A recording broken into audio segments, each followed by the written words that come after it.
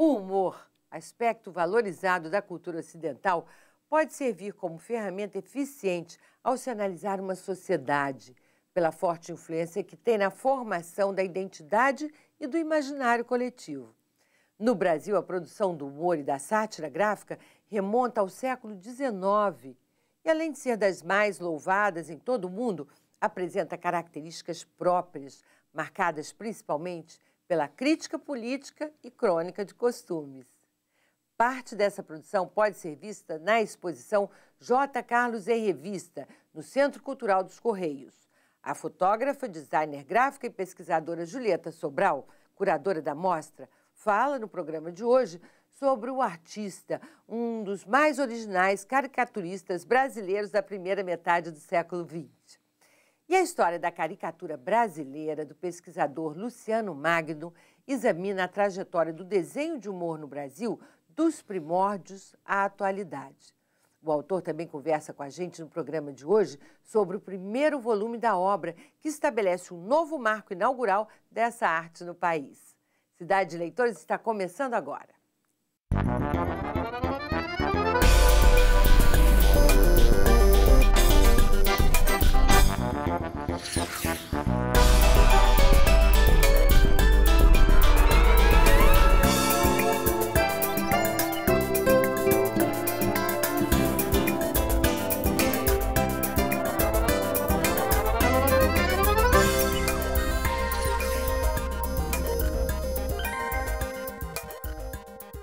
Luciano Magno, como foi a realização desse livro, a história da caricatura brasileira, o primeiro volume de uma série de 7 volumes que pesa 3,5 kg, tem 700 imagens. Conta pra gente essa história, com quem você trabalhou, quanto tempo levou para realizar esse trabalho.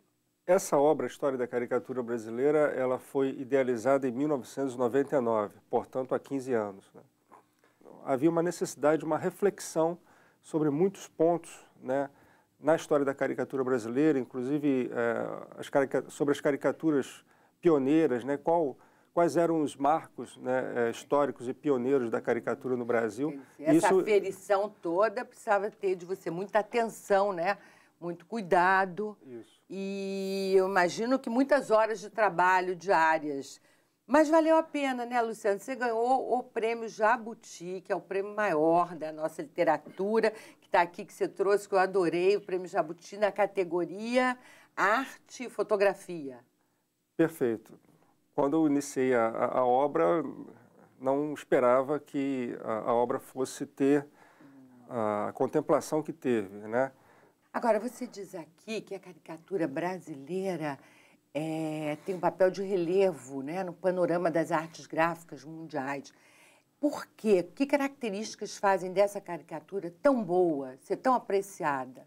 A caricatura brasileira é uma das melhores do mundo, né? Ela está entre as grandes tradições do humor gráfico e da caricatura mundial, como a escola francesa, a escola italiana, a inglesa, norte-americana e espanhola. E ela teve realmente a participação de verdadeiros gênios da cultura brasileira, como Manuel de Araújo Porto Alegre, Ângelo Agostinho, o grande abolicionista brasileiro, Pedro Américo e o seu irmão Aurélio de Figueiredo, que são grandes pintores, né, das artes nacionais, sendo que Pedro Américo foi o maior nome, né, da pintura no século XIX, né, no Brasil. Tem alguma marca o nosso humor? O humor brasileiro tem um aspecto mais brejeiro, mais suave, se comparado aos seus congêneres europeus, como os próprios ingleses e os franceses, que são muito acentuados na crítica, né? São muito ferinos, é um humor muito corrosivo.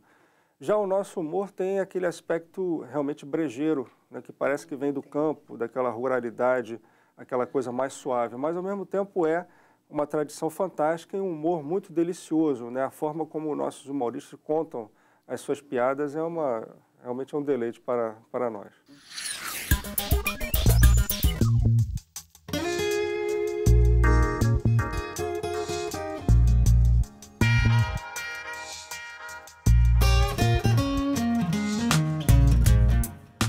Eu acho que o Brasil precisa revisitar a sua memória gráfica. Então, a memória gráfica, ela te dá meios, instrumentos para que você produza mais e melhor.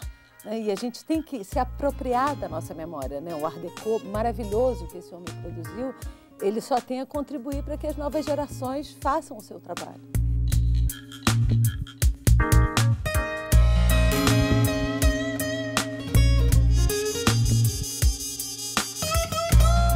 Julieta, quem foi José Carlos Brito Cunha, o J. Carlos? Foi um caricaturista, chargista, designer, publicitário, enfim, um homem que cobriu vários aspectos da imprensa durante o tempo que viveu, né? É um homem que viveu 18 mil dias úteis e fez 50 mil desenhos, enfim, então um homem com uma capacidade de produção absolutamente incrível. Formidável, né? Incrível.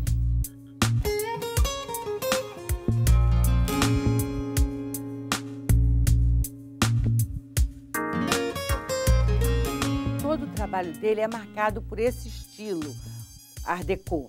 Sim. Está inserido nesse estilo daquele período do início do século XX. Sim, ele tem um Art Deco e uma coisa que é uma peculiaridade pouco observada e que é um tesouro que a gente tem, é que o Art Deco do J. Carlos é um Art Deco absolutamente brasileiro. Então, ele não tem, assim, o J. Carlos, ele tem influência do RT, naturalmente, ele tem influência internacional, porque ele era ligado, ele viu o que estava acontecendo no mundo, mas todos os elementos desse Art Deco são elementos da nossa natureza, são elementos da nossa cultura. Então, assim, uma vez o Rafael Cardoso, que é um crítico de design, foi no Victorian Albert Museum em Londres e levou as capas da Para Todos, por exemplo, e as pessoas ficaram muito impressionadas. Porque ninguém sabe que existe um Art Deco brasileiro gráfico.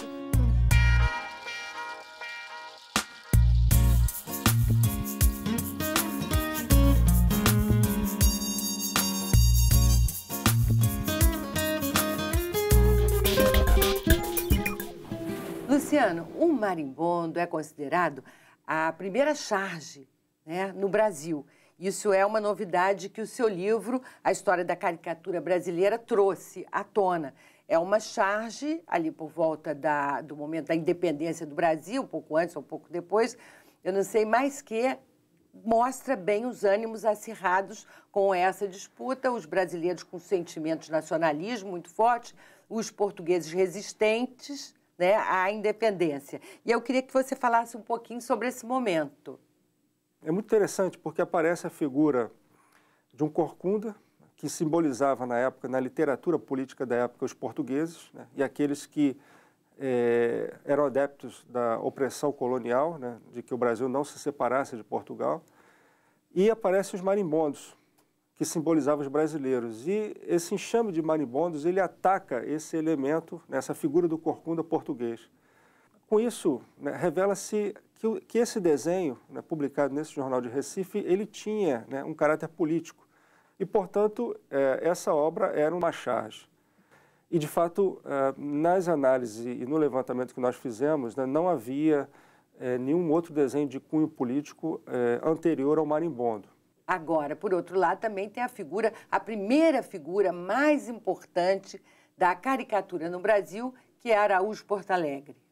Manuel de Araújo Portalegre, ele realmente é o patrono da caricatura do Brasil, né? E o Manuel de Araújo Portalegre, ele publica uma série de caricaturas, né, entre os anos de 1837 e 1839 no Brasil, que foram anunciadas no Jornal do Comércio. Além disso, na década de 1940, em 1944 e 45, ele lança a revista A Lanterna Mágica, o primeiro periódico especializado de caricaturas no Brasil. E ele continua essa produção numa outra série que nós identificamos, o traço dele, que é da autoria dele, que é A Guerra do Chouriço. Então, praticamente, durante 3 décadas, né, os anos 30, os anos 40, os anos 50, esse grande artista, ele deu a sua contribuição para a caricatura no Brasil. Muito bem. Nós vamos para um rápido intervalo e, na volta, tem mais história da caricatura brasileira com Luciano Magno e J. Carlos em Revista com a curadora da mostra, Julieta Sobral.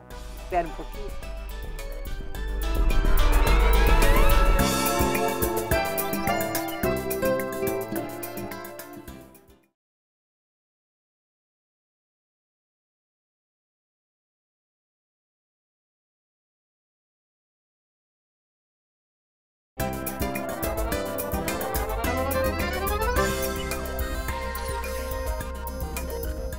Voltamos com Cidade de Leitores, abordando hoje a produção gráfica de humor no Brasil.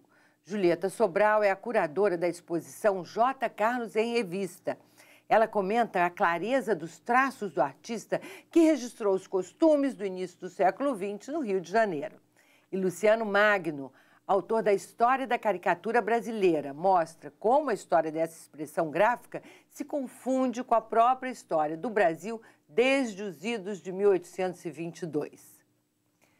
Luciano, aqui no seu livro você chama atenção para a excelência, para a tradição de excelência da nossa caricatura e mostra também, como eu falei, como essa caricatura está ligada à história do Brasil, não é? E a história, assim, fazendo a crítica política e cultural, né, do nosso país, como aconteceu com a campanha pela abolição da escravatura.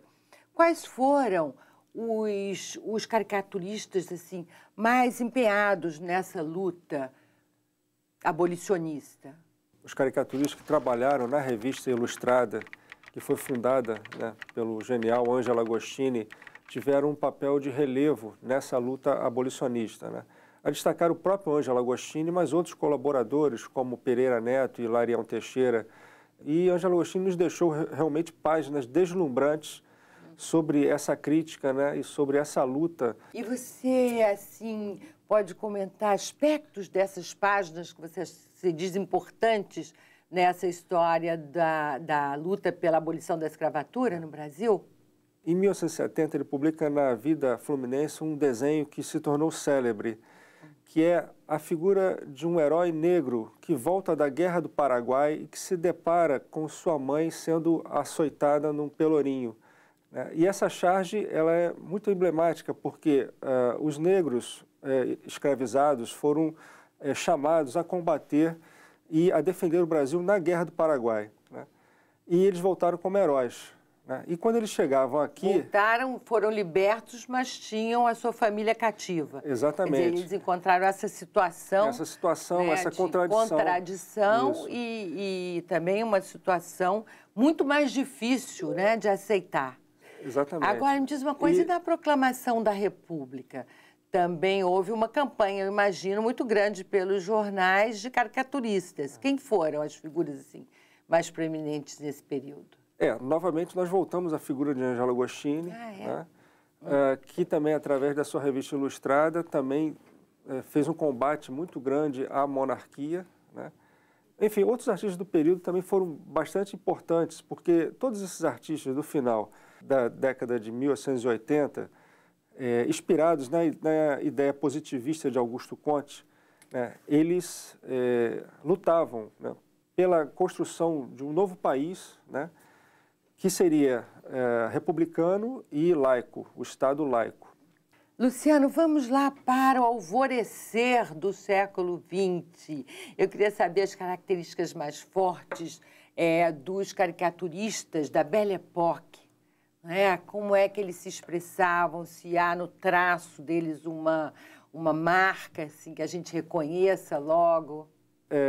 Uma boa parte dessa produção brasileira, no século XIX, ela tem uma influência francesa.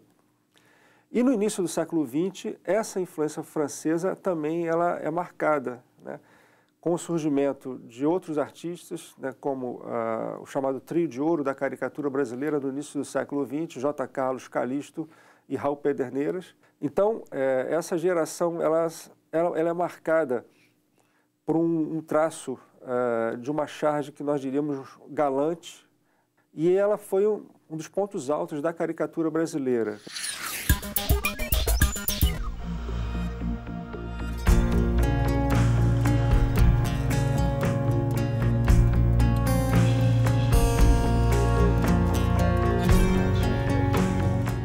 Julieta, e outro aspecto que também é muito comentado pelos pesquisadores, principalmente, é o caráter inovador da obra de J. Carlos. E eu queria que você falasse um pouquinho sobre isso. Primeiro é o uso do branco no papel, né? Quer dizer, você, em vez de as páginas até então eram muito superlotadas, né? Você tem uma entrelinha, que é o espaço entre as linhas, muito apertadinho. A ideia é você economizar papel. E o J. Carlos, ele, na hora que ele entra, ele vai justamente usando o branco para dar ritmo. Então, ele cria páginas assim que têm elementos de composição, de estrutura, de diagramação, que você não vê nem lá fora, que são absolutamente modernos até hoje.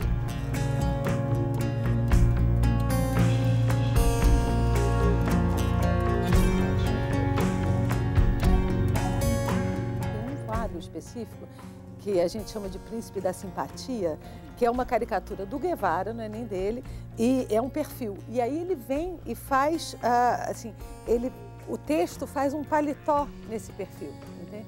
A gente tem, meu Deus, em 1937, o Alexei Brodovitch, que era da Harper's Bazaar, que é um grande designer, faz uma coisa semelhante com o texto acompanhando a imagem, e isso é considerado um marco no design internacional. Ele fez isso em 27. J.K. já tinha em feito 27, 10 anos antes.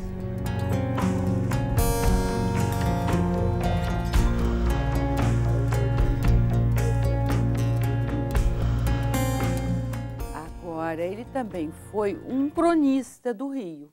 É um cronista do Rio, um cronista visual do Rio de Janeiro todo e do movimento político todo. Você tem as duas guerras retratadas por ele, você tem a Revolução de 30, você tem, quer dizer, tudo, como ele era um jornalista visual, na verdade, quer dizer, os acontecimentos eram necessariamente interpretados visualmente por ele, entendeu?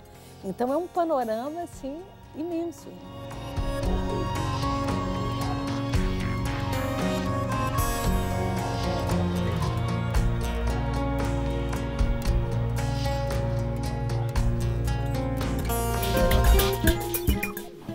Outro momento também importante da caricatura no Brasil e que demonstra bem essa intimidade que a caricatura vai tendo com o desenrolar dos fatos, não é? É a Era Vargas. Como é que o presidente Getúlio Vargas era retratado? O que você chama a atenção para esse período? Há várias charges, né, assim, extraordinárias sobre esse momento histórico, né, do período Vargas, né? A começar uma em que J. Carlos mostra Getúlio Vargas em frente ao Palácio do Catete, né? E em que ele distribui cascas de banana para os seus adversários derraparem e não conseguirem chegar enfim, à presidência da República. E Getúlio gostava de caricatura, né? Getúlio, ex-presidente Getúlio Vargas, era uma personalidade que, diz a historiografia, ele apreciava a caricatura. Assim como Dom Pedro II também gostava de ser caricaturado, não é? Ele tinha uma simpatia com a imprensa que o criticava até. Sem sombra de dúvida, né? Dom Pedro II, ele era um monarca totalmente adepto da liberdade de imprensa. E ele sabia da importância dessa imagem satírica, né, desses periódicos ilustrados do século XIX, até para a divulgação de sua própria imagem, porque, afinal, naquele momento, ainda não havia a divulgação, né, da fotografia no Brasil, ainda era muito incipiente. Então, são duas personalidades que, na história do Brasil, tinham uma noção bastante exata e clara da importância da caricatura em nosso país. Muito bem, nós vamos agora para o último intervalo. Em seguida, tem mais da produção gráfica de humor no Brasil. Até já!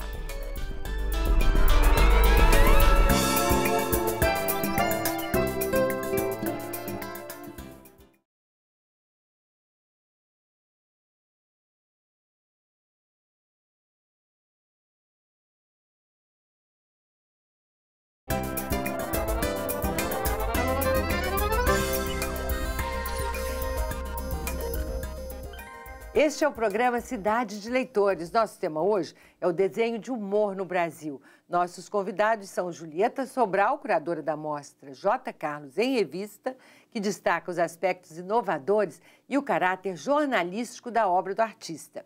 E Luciano Magno, autor da História da Caricatura Brasileira, premiado com o Jabuti de Melhor Livro de Arte de 2013. Luciano, nós já tratamos aqui hoje de vários aspectos da história da caricatura no Brasil. E vimos que essa história começa, né, nasce junto com a imprensa. Agora, e depois da revolução da mídia, do advento do rádio, da televisão e da internet principalmente, o que mudou na caricatura? Eu acho que no caso a internet, é mais um novo veículo, né, que vem se juntar nessa divulgação. é natural que novos artistas surjam e artistas, inclusive, com um traço até voltado para esses novos meios online. Nós temos, por exemplo, um artista chamado Alpino, que tem um destaque muito grande, né, nessa... inclusive, ele faz uma charge exclusiva para um dos portais da internet. Artistas como Alpino, né, e o próprio Enfio, que também, né, se adaptou à televisão, né? Enfio foi um cartunista que tinha um traço muito rápido, né, muito direto, né? E geralmente esses cartunistas que têm um traço mais sintético e mais rápido, eles têm uma facilidade maior de se adaptar a esses novos veículos, né, como foi a televisão no passado recente, como agora os novos veículos online.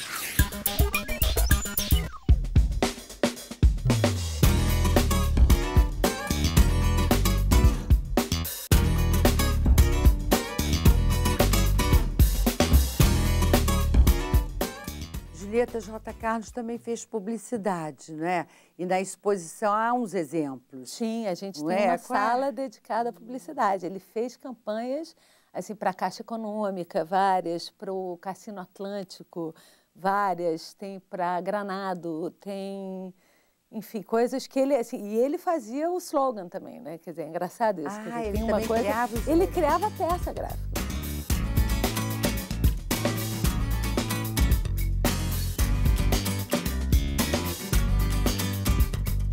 Ele chegou a fazer história em quadrinho para crianças? Sim, em 22, o Pimenta de Melo, que era dono do Malho S.A., contrata ele para cuidar das revistas do Malho, que é o equivalente ao que seria uma editora Globo, uma Abril, enfim, uma coisa muito grande, né?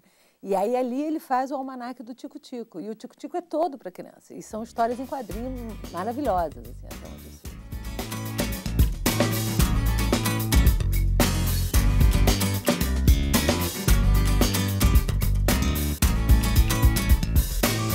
Agora, quase todos os chargistas, desenhistas, ilustradores, reverenciam muito o traço de J. Carlos. Você falou há pouco sobre isso. E eu queria que você falasse um pouco do caráter desse traço, porque ele é tão interessante, porque ele é tão admirado. Porque, na verdade, ele tem uma coisa de síntese, né? Quer dizer, o J. Carlos tem elegância, sensualidade, e síntese. Então, assim, você não tem uma linha que sobre, uma linha que esteja a mais, né? Quer dizer, ele consegue, no movimento de uma única linha, criar uma imagem absolutamente bem-humorada, sensual, irreverente, e nessa coisa da concisão, né?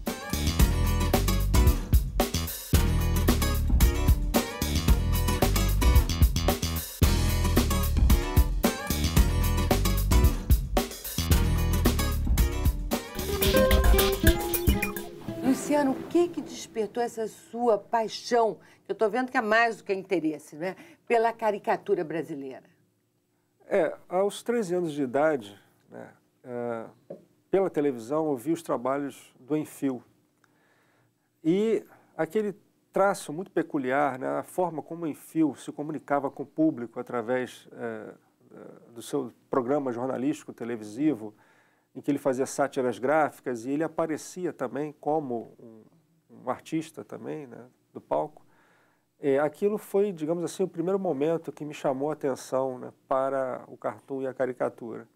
E logo em seguida, em 1985, 86, nós estávamos sobre um período de muita efervescência, né, política e cultural, né, com a redemocratização do país, com o fim da ditadura e a questão de se Tancredo Neves ia ou não, né, assumir o poder, e logo em seguida a morte de Tancredo Neves. E já ali, aos 15 anos, eu já acompanhava os trabalhos, né, dos caricaturistas na imprensa do Rio de Janeiro. Os irmãos Caruso, por exemplo, né, tiveram já nesse período um papel muito importante e que eu acompanhava e que fizeram também, digamos assim, o meu amor pela arte da caricatura, né, se tornar ainda mais forte. Luciano, me diz uma coisa, quando você não está estudando, pesquisando, lendo sobre a história da caricatura no Brasil, você lê o quê? Eu acho que eu estou dormindo, porque eu respiro isso e vivencio isso 24 horas por dia quando estou acordado. E, na verdade, eu acho que até dormindo eu penso e ver imagens a respeito. Então, um livro que você indicaria para o nosso telespectador, um livro de caricatura, um livro que você acha que vai despertar também num jovem que gosta de desenhar, que sente que tem um traço interessante, que pode seguir essa carreira. Você indicaria uma leitura? Eu indicaria a própria História da Caricatura Brasileira, Os Precursores e a Consolidação da Caricatura no Brasil, por nós lançado. Também indicaria a obra de Armand Lima, de fundamental importância. Essa tem que ser indicada por todos, certamente. Luciano Magno, muito obrigada pela entrevista e o programa Cidade de Leitores termina aqui. Um grande abraço para você também, até a próxima.